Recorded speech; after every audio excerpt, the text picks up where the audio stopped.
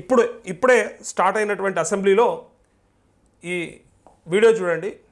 నల్ల బ్యాడ్జీలు ప్లకార్డులు పట్టుకొని రుణమాఫీ చేయాలని చెప్పేసి బీఆర్ఎస్ ఎమ్మెల్యేలు అడుగుతున్నట్టుగా ఇక్కడ కనిపిస్తూ ఉంది. జస్ట్ ఒక 15 నిమిషాల కింద, ఇప్పుడు 10ంటికే స్టార్ట్ అయింది, 15 నిమిషాల కిందనే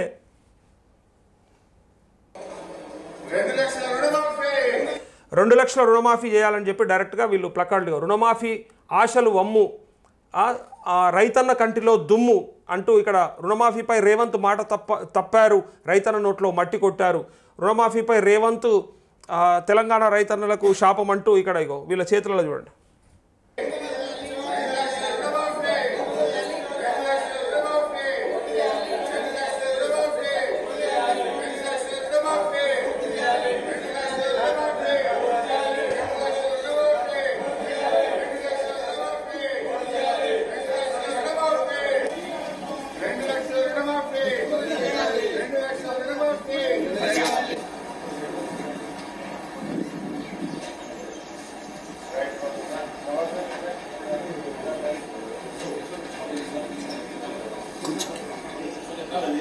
కొంచెం కింది పెట్టండి బ్యాచ్ గా.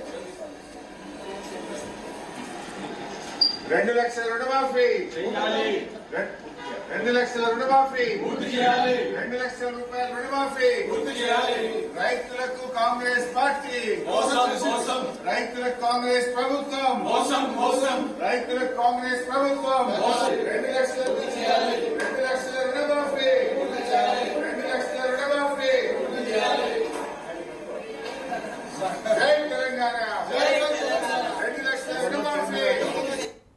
ఇప్పుడు ఇక్కడ ఒక మాట కూడా చెప్పొచ్చు, గతంలో వీళ్ళు కూడా అధికారంలో ఉన్నప్పుడు, మరి బీఆర్ఎస్ అధికారంలో ఉన్నప్పుడు కూడా ఇట్లనే ప్రజా సమస్యల పట్ల లేదా రైతుల పట్ల గింతే చిత్తశుద్ధి ఉంటే ఇవాళ ఈ సమస్య రాకపోతుండే. ₹1,00,000 రుణమాఫీ ఆనాడు వీళ్ళు సంపూర్ణంగా చేసి ఉంటేలే ఇవాళ రైతులకి ఈ బాధలు ఉండకపోతుండే, వడ్డీ ఎక్కువ కాకపోతుండే, పైగా ఇవాళ ఈ రేవంత్ రెడ్డి వచ్చి 2 లక్షలు చేస్తారనే ఆశ కూడా ఉండకపోతుండే. అప్పుడే వదిలేసుకుందరు, అయిపోతుండే కదా, ఆనాడే ₹1,00,000 మాఫీ అయిపోతుండే.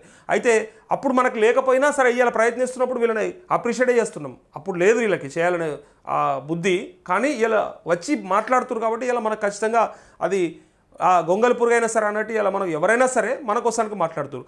అయితే ఇక్కడ మీకు విషయం చెప్పాలి, గతంలో నేను 7-8 నెలల కింద ఈ సబ్జెక్ట్ గురించి తీసుకున్నా కొంతమంది జర్నలిస్టులు లేదా కొన్ని మీడియా ఛానళ్ళు, కొంతమంది సానుభూతి పరులు, పార్టీల సానుభూతి పరులు కొన్ని మాటలు అంటోళ్ళు, ఏముంది ఇక సబ్జెక్టు, అది ఏం ప్రజా సమస్యనా, అది ఎంతసేపు ఏదో వాళ్ళు చేస్తానని వీళ్ళు చేయరు, వదిలేసేయరు, అదేం పెద్ద సబ్జెక్ట్, ఇది కాక మస్తుగా ఉంటాయి కదా అని ఈ టైప్లో నన్ను డైవర్ట్ చేసే ప్రయత్నం బాగా చేశారు. ఇవాళ అసెంబ్లీలో వేరే దానికోసం అన్న ప్లకార్డ్ పట్టుకున్నారా చెప్పండి, వేరే ఏ సమస్య గురించి అన్న వీళ్ళు నల్ల బ్యాడ్జీలు పెట్టుకొని తిరుగుతారా చెప్పండి. అంటే గ్రామాలల్లో రైతులు పడుతున్న బాధలు ఇబ్బందులు చూసిన తర్వాతనే వీళ్ళకి ఈ ఆలోచన వచ్చింది. అంతకంటే ముందు వీళ్ళు ప్రభుత్వంలో ఉన్నప్పుడు కూడా రాలేదు. ఇప్పుడు ఏదో అంటారు కదా, మీరున్నప్పుడు చేయలేరు కానీ ఇలా మీరు చేయాలన్నట్టుగా వీళ్ళు అంటూ ఉన్నారు. అన్నప్పటికీ మనమేం అడుగుతా ఉన్నామంటే గతహ అయిపోయింది, గత తప్పిదాలే చూపించుకుంటూ ఆపితే కరెక్ట్ కాదు. కాబట్టి ఇప్పుడు ఖచ్చితంగా ఇప్పుడు కూడా అసెంబ్లీలో ఇదే బర్నింగ్ ఇష్యూగా నడుస్తూ ఉందంటే నేను అంటా ఉన్నా ముఖ్యమంత్రి నోట్లోంచి ఖచ్చితంగా ఏదో ఒక సమాధానం చెప్పిస్తారు వీళ్ళు. అయితే అవుతుందనో లేకపోతే కాదు అనో గ్యారంటీగా చెప్తా ఉన్నాను నేను. ఈ 3 రోజులల్లా అయితే అవుతుందని లేదా కాదు అని, ఎందుకంటే నోరు తెరవకుండా మూసుకొని ఉంటే మాత్రం ఊరుకోరు కదా, పక్కాగా అది మనం చూస్తాము. అందుకే ఈ అసెంబ్లీ సమావేశాలలో మనకు ఏదైనా క్లారిటీ వచ్చే అవకాశం, మంత్రి చెప్పేసిండు మేము చేయలేము, క్యాబినెట్ నిర్ణయం తీసుకుందని, కానీ క్యాబినెట్ నిర్ణయంను దాటి మరి ఎవరు ఫైనల్ చేయాలని, ఒకవేళ క్యాబినెట్ నిర్ణయాన్ని కూడా కాదని చెప్పగలిగేది ఎవరు, అనౌన్స్ చేయాల్సింది ఎవరు, రేవంత్ రెడ్డి అనౌన్స్ చేయగలుగుతాడు. వాళ్ళు క్యాబినెట్లో నిర్ణయం చేయాల్సిన పని లేకుండా డైరెక్ట్గా ముఖ్యమంత్రికి ఆయన్నే చేసే అవకాశం ఉంటుంది. కాబట్టి ఆయన నోటి నుంచి మిగిలిన వాళ్ళకి చేస్తామనో లేదా ఈ రాష్ట్ర రైతులందరినీ మేము బొందబెట్టదలుచుకున్నాం చెయ్యమనో ఏదో ఒకటి ఆయన నోట్లోంచి మనం వింటాం, చూస్తాం పక్కాగా. ఇది ఈ 2-3 రోజుల్లోనే ఈ అసెంబ్లీ సమావేశాలు పూర్తయ్యేలోపే తెలుస్తుంది మనకి.